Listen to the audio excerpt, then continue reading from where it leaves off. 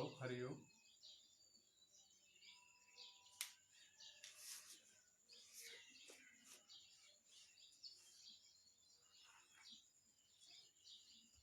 आवाज़ आ रही है? हेलो,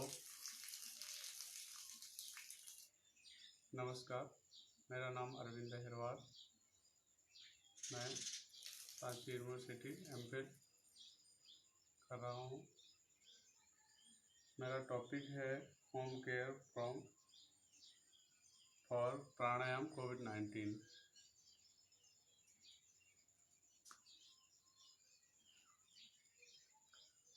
आप सभी लोग एक आसन में, ध्यानात्मक आसन में बैठ जाएंगे।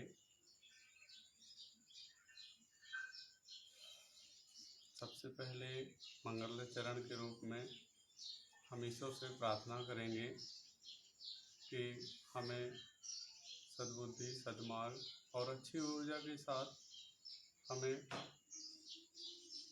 सुबह का ऊर्जावान बनाए। इसीलिए हम सबसे पहले प्रार्थना करेंगे ईश्वर से। लंबी सांस लेंगे, छोड़ेंगे। ओम भूर्भुवस्सुः तत्सवितुर्वरेण्यं भर्गो देवस्य धीमहि धियो यो नः प्रचोदयात्। ॐ त्र्यम्बकं यजामहे सुगन्धिं पुष्टिवर्धनम् उर्वारुकमिव बन्धनात् मृत्योर्मुक्षीयमामृतात्। योगेन चित्तस्य पदेन वाचां मलं शरीरस्य च वैदिकेन योपाकरोतं प्रवरं मुनीनां पतञ्जलिं प्राञ्जलिरानतोऽस्मि।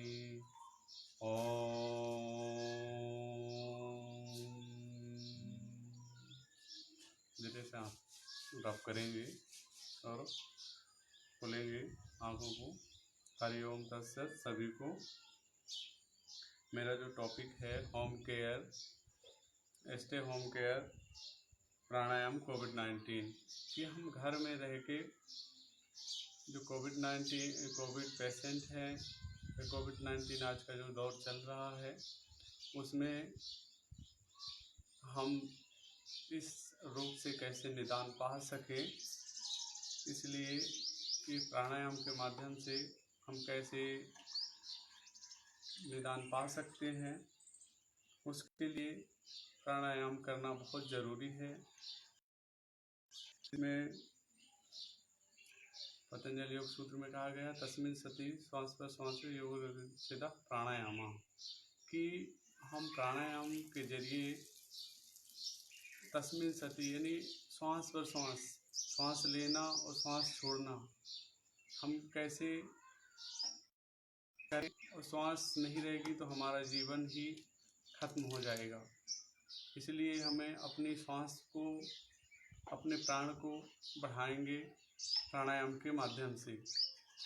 श्वास ही मेन जरिया है इस मानव शरीर का, इस 3.5 हाथ की काया का मेन कारण श्वास ही है। श्वास नहीं है तो ये निर्जीव है, ये मिट्टी है। तो हठ प्रदीपिका में कहा गया है अप आसने दृढ़ योगी वसी हित मितासनः गुरु पदेन प्राणायाम समाभ्यसेत, अर्थात कि आसन में निपुण होकर, आसन जब हम कर लेते हैं इसके बाद हमें प्राणायाम का अभ्यास करना चाहिए, जिससे हम अपने शरीर में पूर्ण तरीके से नियंत्रण पा सकें और अपने आहार विहार और संतुलित कर सकें, जिससे हमारा प्रामस्तिष्क है और हम मस्तिष्क को अच्छे से स्टेबल कर सकें। जब हम प्राणायाम करते हैं तो हमारे शरीर में किसी भी प्रकार का तनाव नहीं होना चाहिए, किसी भी प्रकार का टेंशन नहीं होना चाहिए कि जब हम प्राणायाम करें तो हमें स्थिर रहना चाहिए, हमारा मन, हमारा शरीर स्थिर रहना चाहिए। प्राणायाम का सामान्यतः अर्थ दो अर्थों में लिया गया है, प्राण प्लस आयाम। प्राण मतलब होता है जीवन शक्ति या प्राण शक्ति। आयाम मतलब यही है, आयाम मतलब विस्तार करना। कैसे विस्तार? प्राण प्लस आयाम, जीवन शक्ति का ही विस्तार करना है, उसे हम प्राणायाम कहते हैं। समस्त जीवों और निर्जीवों में यह श्वास की प्रक्रिया निहित रहती है, जिसे हम प्राणायाम के माध्यम से और लंबे समय तक बढ़ा सकते हैं। उपनिषद में कहा गया है कि जीवेन शब्दे शतम, कि हर मनुष्य की इच्छा होती है वह 100 साल तक जिए। प्राणायाम का उपयोग खासकर प्राणमय कोश को बढ़ाने के लिए, उसका विकास करने के लिए प्राणायाम का उपयोग किया जाता है, जिससे हम अपनी प्राणमय नाड़ियाँ, हमारे शरीर में अदर ग्रंथों के अकॉर्डिंग जैसे 72,000 नाड़ियाँ, कहीं 3.5 लाख नाड़ियाँ, कहीं 14 हैं, कहीं 3 बताई हैं, कहीं 4 हैं, कहीं मुख्य 2 ही बताई हैं, ईड़ा पिंगला, कहीं 10 बताई हैं।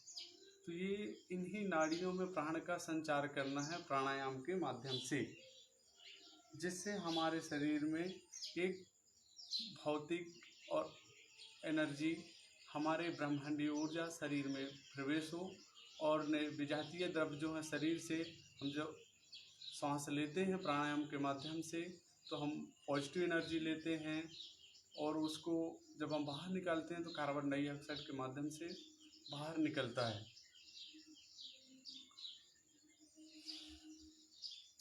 प्राणायाम के खासकर 4 पक्ष बताए गए हैं, जो कि पूरक मतलब होता है श्वास को अंदर लेना। रेचक दूसरा पक्ष बताया है, श्वास को जो हम अंदर ले लिए हैं, श्वास को झटके से बाहर नहीं छोड़ना, आराम से जैसे आपने श्वास ली है वैसे आपको बाहर श्वास को छोड़ना है। तो ये हो गया रेचक। इसी में होता है कुंभक मतलब अपने श्वास को कुछ देर रोक के रखेंगे। 1/1 का रेशो रहता है, और गेस्ट योगियों के लिए 1/2 का रेशो रहता है। अब इसमें कुंभक 2 टाइप बताया है, अंतः कुंभक, बाह्य कुंभक। जब हम श्वास को ले लेते हैं और उसको रोक के रखते हैं वो अंतः कुंभक कहलाता है। इसी तरह श्वास को हम जब लेके और रोक के रखते हैं वो बाह्य कुंभक कहलाता है। और एक होता है केवल कुंभक होता है कि अनायास जो होता रहे उसे हम अनायास या केवल कुंभक कहते हैं।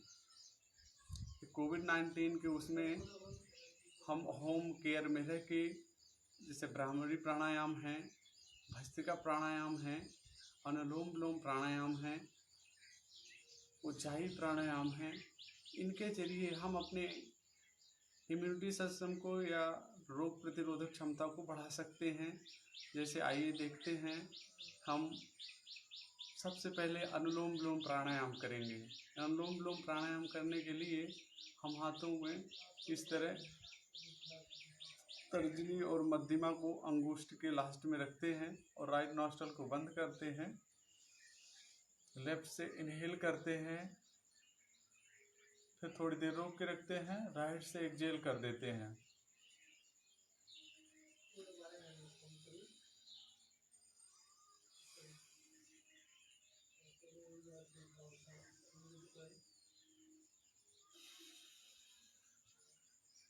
जब हम यह प्रक्रिया कंटिन्यू कम से कम 5 टाइम्स करते हैं या 10 टाइम्स करते हैं, हमारा मन बिल्कुल एकदम शांत हो जाता है और हम कोई भी कार्य अच्छे कर लेते हैं। हमारा इम्यूनिटी पावर जो है बढ़ता है और रोग प्रतिरोधक क्षमता, रोगों से लड़ने की क्षमता होती है और ब्लड का सर्कुलेशन जो होता है नॉर्मल हो जाता है हाई ब्लड प्रेशर वालों को।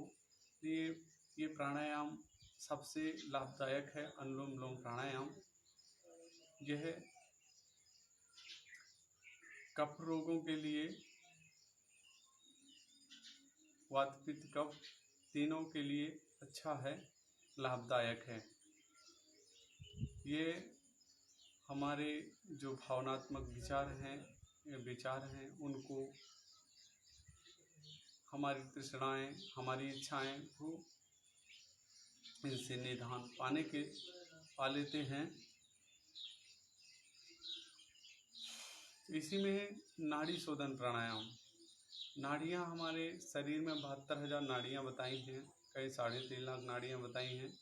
ये राइट नॉस्ट्रल को ईडा, इसको पिंगला बोला गया है, लेफ्ट नॉस्ट्रल को, और एक को राइट नॉस्ट्रल को सूर्य नाड़ी कहा गया है, लेफ्ट नॉस्ट्रल को चंद्र नाड़ी कहा गया है। हम जब सूर्य भेदन प्राणायाम करते हैं तो उसमें हमारा राइट नॉस्ट्रल से हम सांस लेते हैं, थोड़ी देर रोक के रखते हैं, फिर लेफ्ट नॉस्ट्रल से एक्सहेल कर देते हैं। यह प्रक्रिया कम से कम 10 टाइम्स करके फिर एक बार अनुलोम विलोम प्राणायाम करते हैं। ये एक सूर्यभेदी प्राणायाम है जो हमारे कफनाशक रोगों का विनाश कर देता है। ये चंद्रभेदी प्राणायाम है। चंद्रभेदी प्राणायाम मतलब लेफ्ट नोस्ट्रल से सांस को लेना है, थोड़ी देर रोक के रखेंगे, फिर राइट नोस्ट्रल से एक्सहेल कर देना है, बाहर निकाल देना है, ताकि हम अपने इम्यूनिटी सिस्टम को, अपने रोग प्रतिरोधक क्षमता को मजबूत बना सकें। ये जब हमें शीतलता प्रदान करता है चंद्रभेदन प्राणायाम, हमें ये गर्मियों में ज़्यादा लाभदायक होता है। जब हमें कहीं गर्मी लग रही हो उसके लिए सबसे अच्छा है।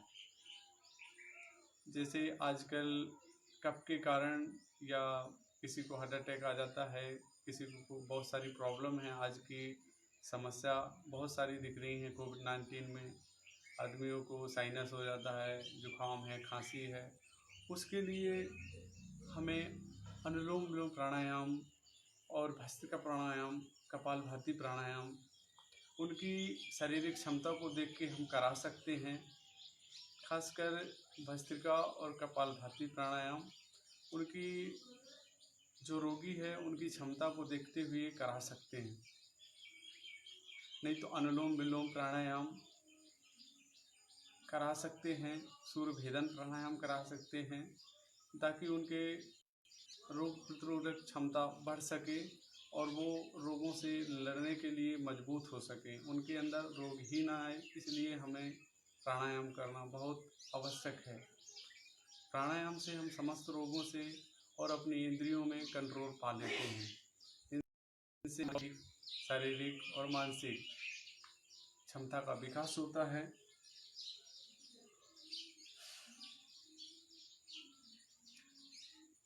जैसे हरप्रदीप का में कहा है, चले वातम चले चित्तम निश्चलम भवेत, योगी स्थान मापनोति ततो वायु निरोधेत। वायु के चलायमान होने पर चित्त भी चंचल होता है। जिस प्रकार वायु चल रही है उसी प्रकार हमारा मन या चित्त चंचल है। जब हमारा वायु या स्थिर हो जाती है उसी प्रकार हमारा मन एक जगह स्थिर हो जाता है। हम अपने मन को स्थिर में लाने के लिए प्राणायाम करना जरूरी है। प्राणायाम से पहले हमें आसन का प्रयोग करना बहुत उपयोगी है। हम आसन में बैठ सकें, जैसे मैं पद्मासन में बैठा हूँ, हाथ में ज्ञान मुद्रा, ऐसी मुद्रा का प्रयोग करें। कमर गर्दन सीधी होनी चाहिए ताकि हम एक ईश्वरीय जो कल्पना है उसको हम कैसे मजबूत बना सकें। अब जैसे भ्रामरी प्राणायाम हमारे बौद्धिक क्षमता का विकास करता है। उससे हमारे मेमोरी पावर भी बढ़ता है, रोगों से लड़ने की क्षमता भी बढ़ती है, मन एकाग्र हो जाता है।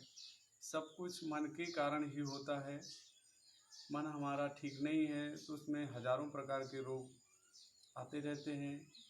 हम यहाँ बैठे हैं, हमारा मन कहीं और है, विचलित होता रहता है, कहीं की बात चल रही है, हम यहाँ बैठे हैं फिजिकल रूप में, मेंटल रूप में हम कहीं और हैं। तो उसके लिए हमें एकाग्र होने की अति आवश्यक आज की डेट में ज़रूरत है। Stay home care, pranayama. कोविड-19 जो है तो हम अपने घर में रह के ही योग या प्राणायाम कर सकते हैं जिससे हम रोगों से बचें और अपने इम्यूनिटी सिस्टम को मजबूत बनाएं। इससे हम अपने आप को पूर्ण तरीके से रोगों से लड़ सकें। जैसे भस्त्रिका प्राणायाम में श्वास को अंदर लेना है और श्वास पेट से भरनी है, एक्सहेल करनी है।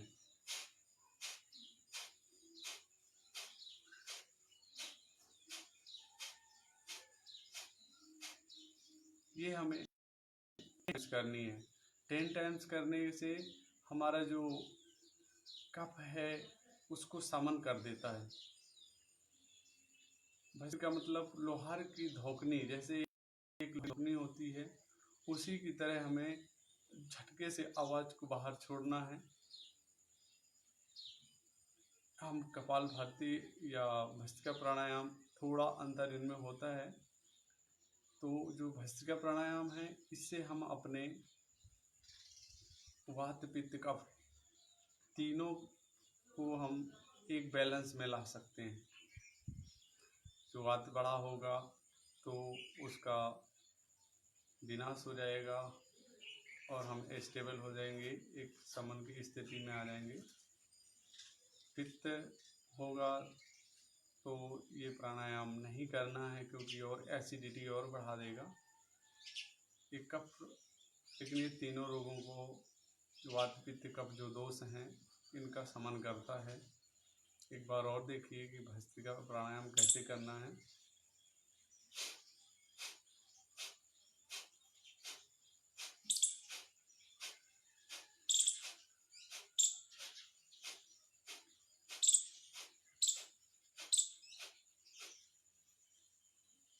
जब हम भस्त्रिका प्राणायाम करते हैं तो हमारे पेट, हमारे नॉस्ट्रल, हमारे सिर तीनों में प्रभाव पड़ता है। खासकर हमारा जो एब्डोमेन रीजन है, पेट वाला भाग है उसमें, और जो सिर है।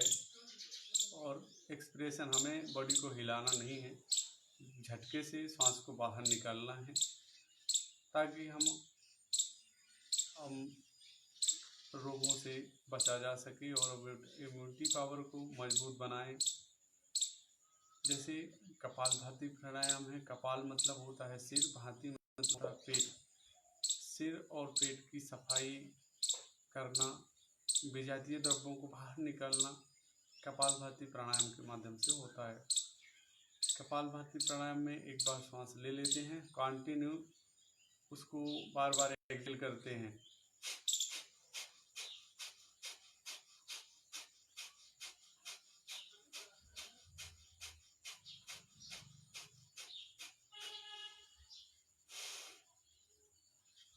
एक बार 20 से 10 टाइम्स करना होता है। एक बार हम सांस अंदर से ले लेते हैं, लेने के बाद 10 टाइम्स या 20 टाइम्स हमें एक्सहेल करना होता है जल्दी जल्दी, ताकि हम एक कपालभाति प्राणायाम है ताकि जो हमारा इम्यूनिटी सिस्टम है उसको स्ट्रॉन्ग बनाए, हमारा जो दिमाग के संतुलन बिगड़ा रहता है उसको स्थिर रखे, हमारा जो बौद्धिक विकास है उसको अच्छे तरीके से बढ़ाए, हमारा मन विचलित रहता है उसको स्टेबल करे। इसको करने के बाद कुछ जो शरीर में प्रतिक्रियाएं होती हैं, जो हमारा नर्वस सिस्टम है, ब्लड सर्कुलेटरी सिस्टम है, उसमें प्रॉपर तरीके से ऑक्सीजन का या प्राण ऊर्जा का प्रभाव पूरे शरीर में पड़ता है, जिससे हमारा जो शरीर है उसको प्राणवान, ऊर्जावान, क्षमतावान, धैर्यवान बना सके, बनता है। रोगों से लड़ने की क्षमता आती है।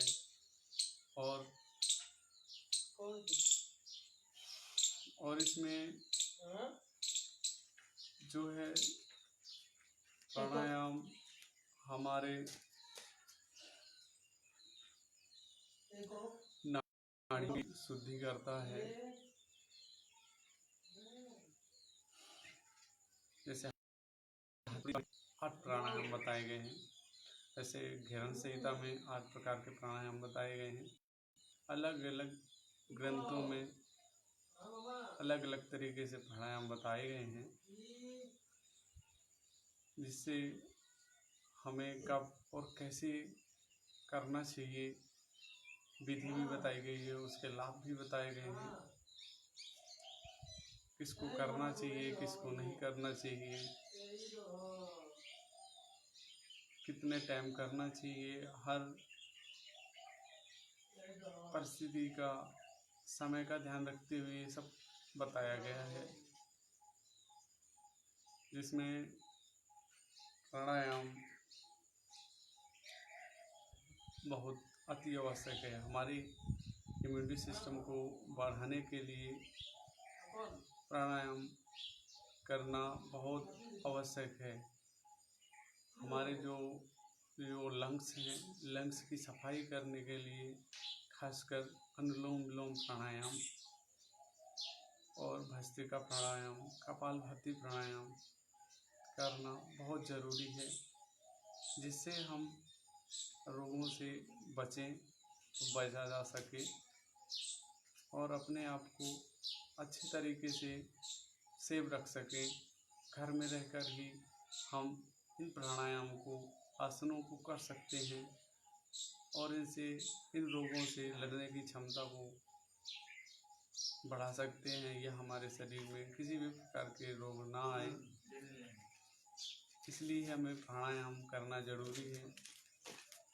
जैसे प्राण हमारे 5 प्रकार के प्राण बताए गए हैं, जैसे प्राण, अपान, व्यान, उदान, समान। इसमें से हमारे मेन जो है प्राण ही है। प्राण हमारे शरीर में प्रवाहित हो रहा है। प्राण मतलब वायु ही प्राण है। प्राण को हम कैसे बढ़ाएं, कैसे स्थिर करें, हमारा मन विचलित ना हो, इसके लिए प्राण का आयाम करें। प्राण मतलब प्राणमय कोश, जिससे हमारे शरीर में 5 प्रकार के 5 कोश होते हैं। प्राणमय कोश, मनोमय कोश, विज्ञानमय कोश और आनंदमय कोश। इसमें जो प्राण है तो आनंदमय कोश और 5 कोश के अंतर्गत आता है। प्राण, अपान, जो प्राण होता है वो हृदय में रहता है, हृदय में वास करता है। अपान गुदा में रहता है। समान जो प्राण रहता है वो नाभि में स्थित रहता है।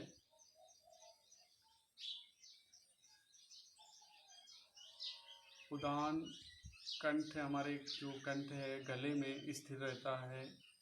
व्यान सर्व शरीर गहा, व्यान जो प्राण होता है वो हमारे संपूर्ण शरीर में व्याप्त रहता है। इसको हम प्राण के जरिए से और अच्छे तरीके से सकते हैं। प्राणायाम के माध्यम से जो 5 कोश बताए गए हैं ये प्राणायाम से ही शुद्ध होते हैं। अन्नमय कोश, प्राणमय कोश, मनोमय कोश, विज्ञानमय कोश, आनंदमय कोश। अन्नमय कोश जो हम खाते हैं, जो हम आहार लेते हैं किसी न किसी रूप से लेते हैं, उससे हमारा अन्नमय शरीर बनता है, अन्नमय कोश बनता है। प्राण में ये जो ऊर्जा हम ग्रहण करते हैं अनायास, हमें ज़बरदस्ती सांस लेने की ज़रूरत नहीं है। हम सांस लें, ऑटोमेटिक चलती रहती है।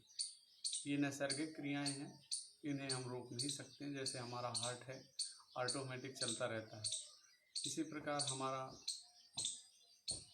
हमारी जो सांस है वो ऑटोमेटिक चलती रहती है।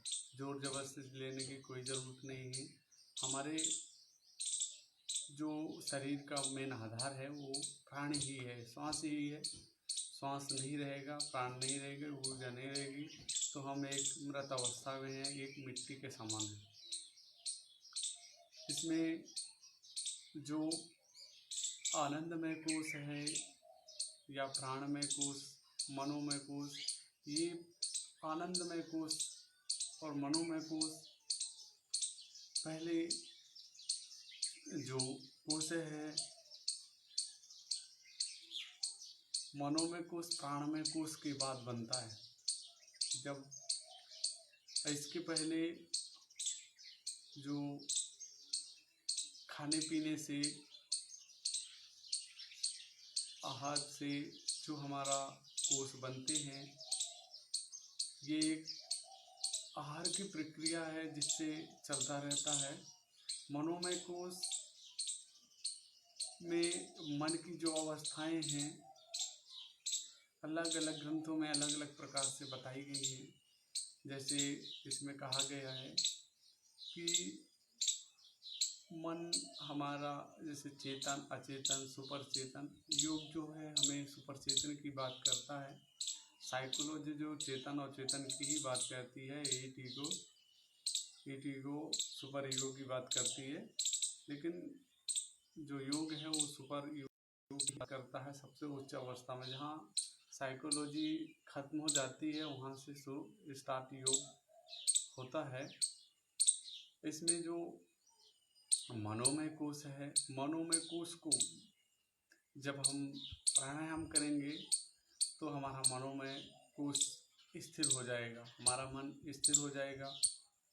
हमारा जो कोश है उसमें जो विजातीय द्रव्य, बाहरी आवरण या बाहरी द्रव्य अंदर प्रवेश कर रहे हैं उसको रोक देता है, बाहर ही रोक देता है, ना कि अंदर आने देता है। विज्ञान में कोश इसका एक आंगिक की स्थिति है। जब हमारी इंद्रियां, हमारा मन एक स्थिर हो जाता है। विज्ञान मतलब साइंस, जो ऊपर की स्थिति है, लास्ट स्टेज की स्थिति है, वो जब हमारी इंद्रियां, जैसे कहते हैं कछुआ जैसे अंग समेटे शीत काले रंग में लेटे, जैसे प्रत्याहार की स्थिति हो जाती है। विज्ञान में कोश में हमारी प्रत्याहार की स्थिति हो जाती है, हमारी इंद्रियां एकदम स्टेबल हो जाती हैं, रुक जाती हैं। आनंदमय कोश में हम समाधि की अवस्था में, एक आनंद की अवस्था में आ जाते हैं। हमें किसी भी प्रकार का सुख दुख और लाभ हानि का कोई उसमें भय नहीं रहता है कि हम सुखी हैं तो सुख का अनुभव करें, दुखी हैं तो दुख का अनुभव करें। उसमें हमें लाभ हानि, जय विजय का कोई उसमें अस्तित्व नहीं रहता। हम अहेतु की कृपा या अहेतु की कृपा ही रहती है, या अहेतु मतलब ईश्वरीय कृपा जो हम मिलती है तपस्या के माध्यम से, प्राणायाम के माध्यम से, योग के माध्यम से, तो हमें एक आनंद की अनुभूति होती है जिसे हम आनंदमय कोश कहते हैं। इन कोशों को हम प्राणायाम के माध्यम से ही हम अपने आप को और अपने शरीर को अच्छा, सुंदर, सुलभ, सुडौल बना सकते हैं, जिससे हमारा जो प्राण है हमारे शरीर में सिर से लेके पैर के तलवे तक एकदम प्राणिक ओतप्रोत बना सकता है। प्राण ही हमारे शरीर का मेन आधार है, जिससे अपने आप को हम स्थिर और सबल बना सकते हैं। प्राण हमारे जो शरीर हमारा जो ये भौतिक शरीर है, कारण शरीर है, मानसिक शरीर है, भावनात्मक, इनको अलग अलग तरीक़ों से हम प्राणायाम के माध्यम से स्थिर कर लेते हैं। ये जो स्थूल शरीर है, स्थूल शरीर को हमें अच्छी तरह से स्टेबल करने के लिए हमें प्राणायाम करना बहुत आवश्यक है हमारे शरीर के लिए। खासकर जैसे जिन लोगों को मोटापा हो जाता है या अस्थमा हो जाता है, बहुत सारे कारण हो जाते हैं, उनसे निदान पाने के लिए हम प्राणायाम के माध्यम से हम उनसे निदान पा सकते हैं। उसमें कहें तो जैसे जिसको मोटापा है तो हमें उन्हें सूर्यभेदन प्राणायाम करा सकते हैं, भस्त्रिका है, कपालभाति है, इनको इनकी क्षमता देखते हुए ही करा सकते हैं, ना कि वो पता चले उस व्यक्ति को करने की क्षमता है नहीं है और वो शुगर का पेशेंट हो सकता है, अस्थमा का पेशेंट हो सकता है, उसके सांस लेने में ही तकलीफ आ रही है। हमारे जो लैरिंक्स पैरिंक्स होती हैं और उसमें ब्रोंकाइटिस ब्रोंकाई होते हैं, हमारे फेफड़े में होते हैं, उनका अलग अलग शेप होता है। जब हमें अस्थमा की समस्या आती है तो पाइप का जो शेप होता है वो धीरे धीरे, जो पाइप उसका इतना बड़ा है तो धीरे धीरे वहाँ कफ जमता जाता है तो उसका शेप बिल्कुल छोटा हो जाता है। जैसे हम सांस लेते हैं तो सीटी की आवाज़ आती है, सांस छोड़ते हैं तो सीटी की आवाज़ आती है। ये अस्थमा के कारण होता है। आजकल जो कोविड-19 का है, इसमें होम आइसोलेशन मरीज हैं, उनको हम योग या प्राणायाम कैसे कराएं, क्यों करें, वो उनकी क्षमता कैसे बढ़े, रोग प्रतिरोधक क्षमता कैसे बढ़े, घर में रहकर ही वो कर सकते हैं इन प्राणायामों को। कपालभाति प्राणायाम से और अनुलोम विलोम प्राणायाम से ही हम रोगों, खासकर आइसोलेशन मरीजों को ही हम प्राणायाम और कुछ आसन होते हैं जिससे हमारा लंग्स की कैपेसिटी बढ़े, जैसे भुजंगासन कराते हैं हम बच्चों को। आजकल मुझे अभी वैसे 70-75 के पेशेंट आइसोलेशन मरीज मिले हुए हैं, जिनको मॉर्निंग टाइम 7 बजे से 8 बजे के बीच में ही कराते हैं। उनको ही कराना पड़ता है, खासकर प्राणायाम और कुछ आसन है जिनसे उनकी लंग्स की कैपेसिटी बढ़े और उनका इम्यूनिटी सिस्टम बढ़ सके और वो रोगों से बच कैसे सकें या रोग प्रतिरोधक क्षमता को कैसे बढ़ा सकें, इसके लिए ही यह प्राणायाम। जैसे किसी को उष्णता है तो उसके लिए हमें शीतकारी प्राणायाम जैसे हम बैठे हैं ध्यानात्मक आसन की स्थिति में, पद्मासन लगा ले या कोई अर्ध पद्मासन है, नहीं बन रहा तो आप नॉर्मल स्थिति में बैठें, लेकिन हाँ ध्यान रहे आपका कमर गर्दन एक सीध में हो और हो सके तो आंखें बंद करें।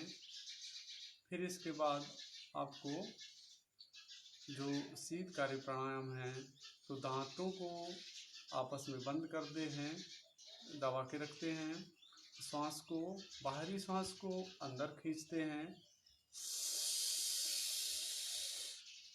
सी सी की आवाज़ आती है, फिर नोस्ट्रल के माध्यम से हम एक्सहेल कर देते हैं। जैसे हम इसको करते हैं तो हमारा जो, जैसे हमें गर्मी लगती है या हमारा गला सूख रहा है या हमें प्यास लगी है तो उसका हमें थोड़ी देर रिलैक्स मिलता है। हम जब करते हैं तो इसमें हमारा ये ठंडाहट देता है हमें, जैसे कूलिंग है, कूलिंग को प्रभाव देता है।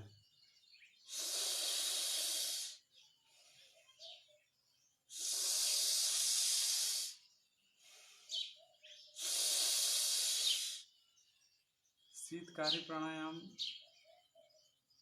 कम से कम 10 टाइम्स कर सकते हैं, जिससे हमें जैसे पित्त बढ़ा हुआ है वो शीतकारी प्राणायाम करें, क्योंकि हमें तीनों को वात पित्त कफ तीनों में एक अवस्था एक बराबर लाना है, एक क्वालिटी लानी है। इसके लिए हमें ये प्राणायाम करना अति आवश्यक है। खासकर जो होम आइसोलेशन है तो उनको ये शीतकारी प्राणायाम नहीं करेंगे, न करवाएंगे। वो अनुलोम विलोम प्राणायाम, सूर्यभेदी प्राणायाम, भस्त्रिका, भ्रामरी, उज्जाई, ये 3-4 प्राणायाम उनके लिए बहुत आवश्यक हैं करने के लिए। और उनका जो कफ बनता है गले में है और उनके चेस्ट में है, बार बार खराश आती है, खांसी आती है, उनको कराने के लिए ये अति आवश्यक है। जैसे योग में कुछ क्रियाएं बताई गई हैं जिनसे हम पूर्ण तरीके से तो नहीं कह सकते कि बेनिफिट्स या लाभ मिल सकता है, लेकिन क्रियाओं के माध्यम से बहुत बहुत बहुत प्रभाव पड़ता है। जैसे हम जलनेति करते हैं, सूत्र नीति करते हैं। आजकल सूत्र नीति की जगह रबर नीति का उपयोग किया जाता है। कि कुंजल करते हैं, धोती का उपयोग करते हैं, त्राटक है, कपालभाति प्राणायाम एक क्रिया है न कि प्राणायाम। तो इससे हमारा शरीर की पूर्ण तरीके से शुद्धि होती है। नाक से लेके हमारे सिर से लेके पूरा एक प्रोसेस होती है जिसे हम करते हैं। ENT आँख का नाक की सफाई हमें जल नीति या सूत्र नीति के माध्यम से हो जाती है। जब हम जल नीति करते हैं तो नाक में हम टोटी को लगाते हैं, राइट नोस्ट्रल से लगाया और लेफ्ट नोस्ट्रल से पानी ऑटोमेटिक निकल आता है, जिससे हमारे जो साइनस की प्रॉब्लम होती हैं और होम आइसोलेशन के जो मरीज हैं उनके लिए बहुत बहुत बहुत लाभकारी है। फिर इसके बाद जो हम प्राणायाम करें तो हम उन रोगों से जिनको टीबी है, अस्थमा है, इन लोगों के लिए बहुत लाभदायक है। जनरली जो आजकल डिसीज मिल रहा है या देख रहे हैं कि हर घर में एक दो पेशेंट मिल रहे हैं कोविड-19 वाले, सर्दी खांसी जुकाम वाले, तो उनके लिए ये कुछ क्रियाएं हैं जो आज के उसमें करना चाहिए। समय को देखते हुए जल नीति, सूत्र नीति, वॉमिटिंग है तो कुंजल कर सकते हैं, जिससे हमारा जो अंदर कफ बना हुआ है वो नमकीना पानी के साथ जब हम पीते हैं और बाहर निकलते हैं, वॉमिटिंग करते हैं, इससे हमारा जो शरीर है वो अच्छे तरीके से जो कफ बना हुआ है वो बाहर वॉमिटिंग करने से बाहर ऑटोमेटिक निकल आता है। फिर इसके बाद हमारा शरीर बिल्कुल हल्का सा महसूस होने लगता है, क्योंकि हमारा कफ जो है तो बाहर निकल आया है। और हमारा जो सिर है, हमारे जो ENT आँख कान नाक की भी सफाई हो जाती है सूत्र नीति जल नीति के माध्यम से। और जब हम वॉमिटिंग करते हैं या नॉली कर लेते हैं तो हमारे पेट की और चेस्ट की सफाई हो जाती है। एक धोती होती है 15 फीट लंबी होती है, उस धोती को गुनगुने पानी में डालें और धीरे धीरे उसको निकाल लें और उसमें थोड़ा सा नमक अपनी इच्छा हो उसमें देखें कि हाँ ये गुनगुना पानी है कि हम जले ना, उस पानी को और धोती को मिला के ऑटोमेटिक मतलब धोती धीरे निकली।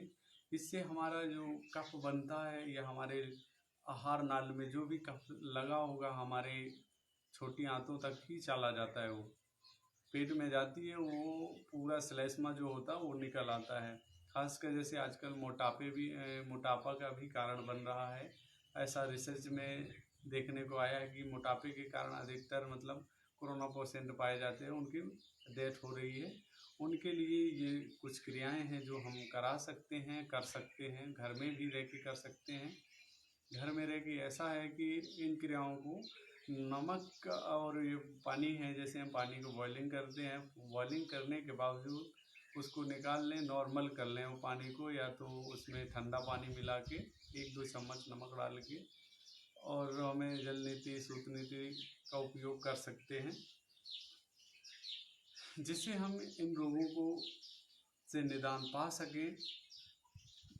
फिर हम जो प्राणायाम करते हैं, कोई सा भी प्राणायाम करें तो हमें जल्दी से जल्दी हम उन रोगों से निदान पा लेते हैं। खासकर जो प्राण है, जो वायु है, वायु को हमें स्थिर करना है, ताकि हम अपने आप को अच्छे से अच्छा, सुंदर, सुडौल और निरोगमय, मतलब किसी भी प्रकार का हमारे शरीर में रोग ना रहे। जैसे आयुर्वेद कहता है कि समदोषा समाग्नि समधातु मलः क्रिया, कि हम इनमें सब में बैलेंस होना चाहिए।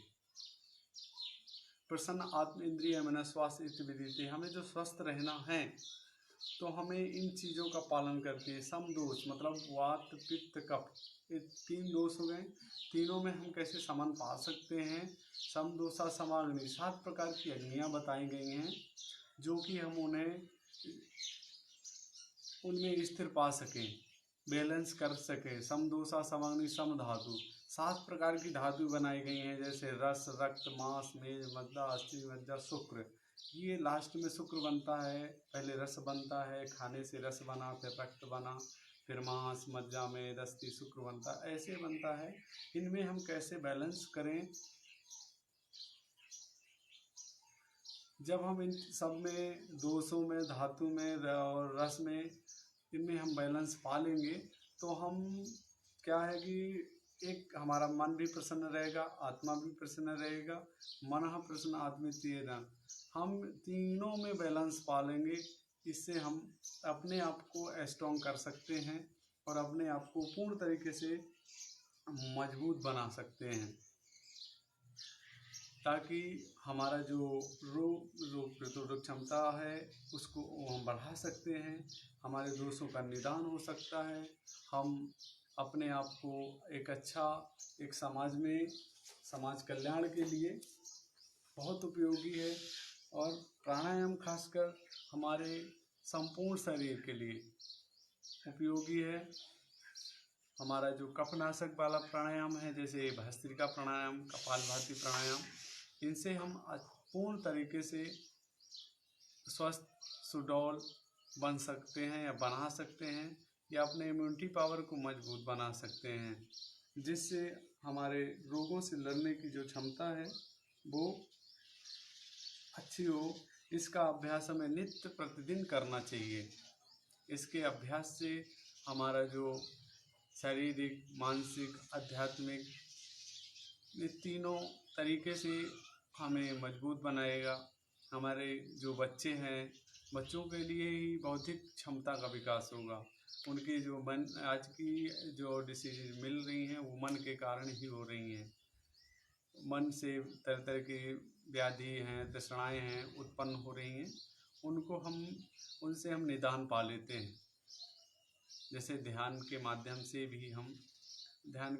से अपने चित्त को स्थिर करें, और अपने ही जो सांस आ रही है, सांस जा रही है, जो प्राण एनर्जी हम अंदर ले रहे हैं और बाहर छोड़ रहे हैं, उसी को हमें देखना है कैसे नहीं है। हम इससे अपने आप को बिल्कुल स्थिर करके, और हम अपने को एकदम बुद्ध की स्थिति या समचित्त की स्थिति या शून्य की स्थिति में आ सकते हैं, और हम अपने प्राण को पूर्ण तरीके से मजबूत बना सकते हैं। हम रोगों से स्टेबल हो सकते हैं। खासकर जो भी हम प्राणायाम करें या करवाएं तो गुरु के निर्दिष्ट में ही करवाना चाहिए।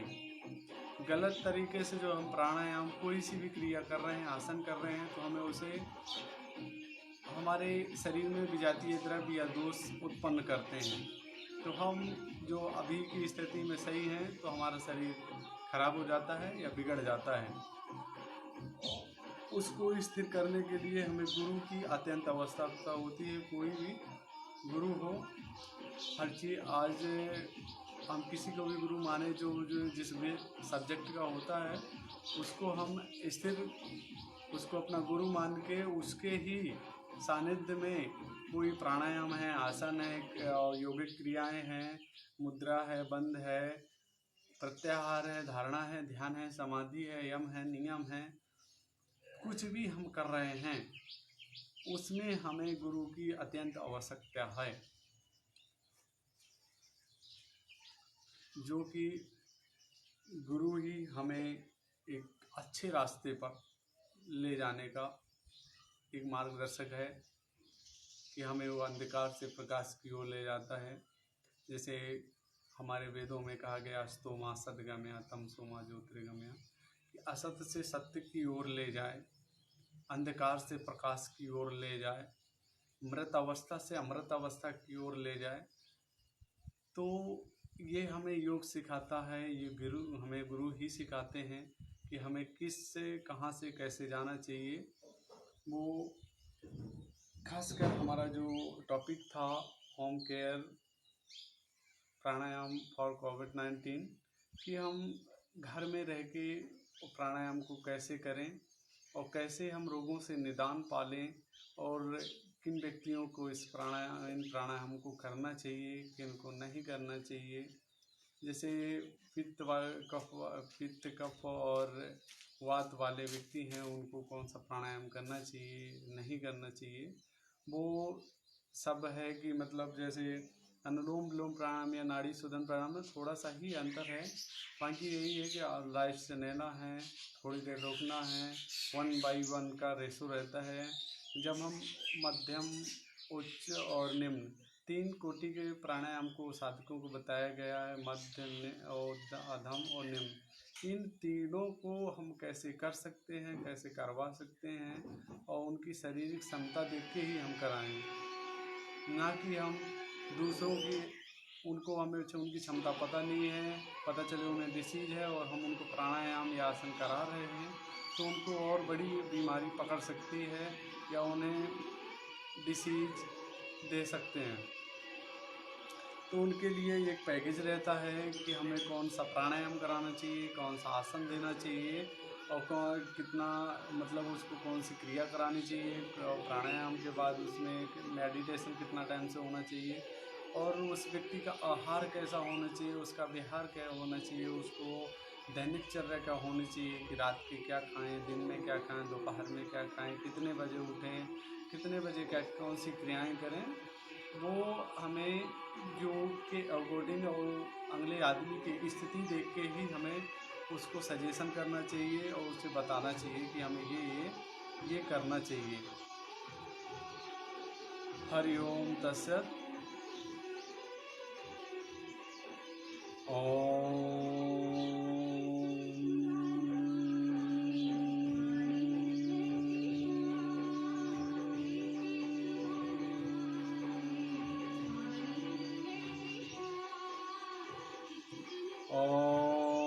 त्र्यम्बकं यजामहे सुगन्धिं पुष्टिवर्धनम् उर्वारुकमिव बन्धनान् मृत्युमुच्यमामृतात्। सर्वे भवन्तु सुखिनः, सर्वे सन्तु निरामयाः, सर्वे भद्राणि पश्यन्तु मा कश्चित् दुःखभाग् भवेत्। ॐ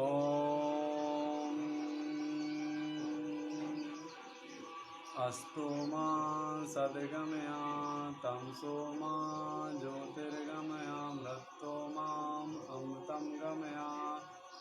ॐ शान्ति शान्ति शान्ति।